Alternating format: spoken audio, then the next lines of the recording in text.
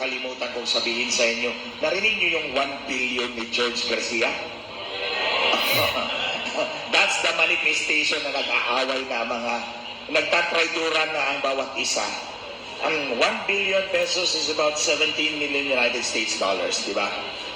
I always believe na yung sinabi ni Lisa Marcos sa akin, guys, I have a meeting with the owners of Smartmatic. I need 2 technical guys with me. But that's you because they hate you so much.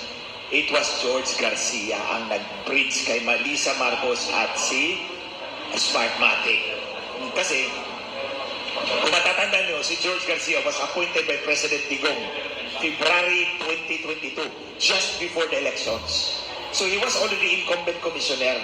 So being incumbent commissioner, nakahalo-bilo na siya kay Smartmatic. So he was in a position to bridge Smartmatic with Lisa Marcos. And because of that, he was rewarded with the COMELEC chairmanship. O ito yung regalo ko sa iyo. Ngayon, I was the dark horse. Gumawa ako ng affidavit, tinuking ko sila. So ngayon, si Lisa at si George gustong dumistansya kay Smartmatic, kaya dinisqualify nila. Natandaan nyo? Dinisqualify nila para mapalayo sila Lisa Marcos at Bongbong Marcos kay Smartmatic. Nagalit si Smartmatic ngayon.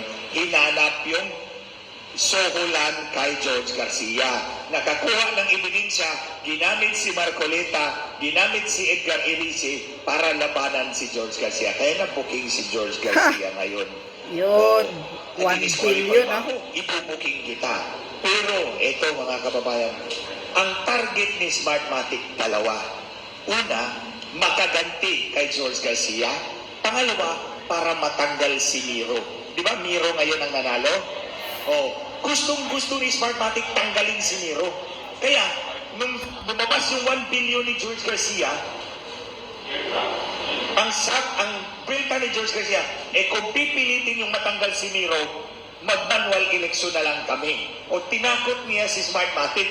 Kasi po, ang totoo yan, yung makina ni Smartmatic noong 2016, 2019, 2022, hindi sira yun. Magagamit pa yun. Dapat yun ang gagamitin sa 2025. Gusto yatang kumita ng malaki. Ingit sa pwera yung mga makina na yun, nag-bid ulit ng 18 billion pesos. You see? Ang mga makina naman yun, magagamit pa yun. Bakit tayo nag-bid ulit ng 18 billion? Yung 18 billion, pwedeng ipabahay yun sa mga mahihirap. Kasi ibili mo na naman ng... Gusto kasi nila ng bago. Kasi mas malaki ang suborno. Mas malaki ang kita. Kaya tingnan nyo, 1 billion. So ngayon, ang gusto ni Smartmatic, matanggal si Miro. Kasi nakaabang ang mga makina nila. Ready gamitin. Ayaw ni Smartmatic pakawalan ang Philippine Election Contract. Dahil sobrang laki ng kita nila sa dayaan. Bawat eleksyon, ang kontrata ni Smartmatic is anywhere between 300 to 400 million United States dollars. Wala pang kasali ang 20 billion na kikitain sa Pandaraya. Ang presyo ng congressman, 50 million. Para ang gobernador yata, 80 million na. City Mayor ng Metro Manila, 100 million. Senador, 200 million. Magbayad ka, sure ball ka na. Wow. So, yan ang dapat nating pigilan. Yan ang dapat nating tanggalin.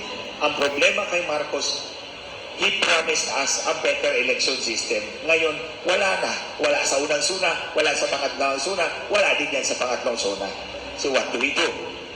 Bawiin natin yung kapangyarihan sa kanila. And by the way, mga kababayan, I make this very clear.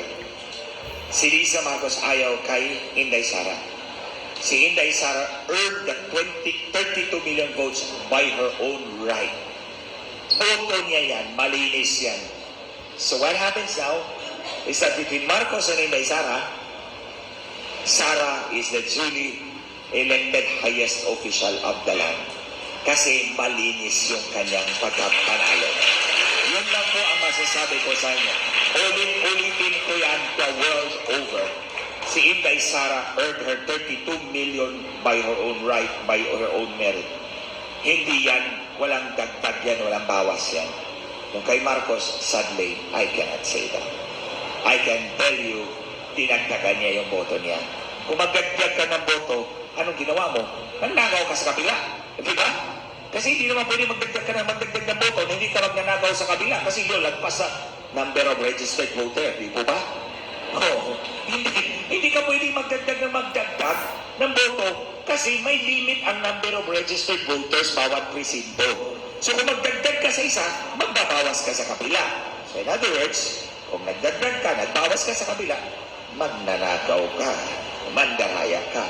O yun lang po mga kababayan. Thank you!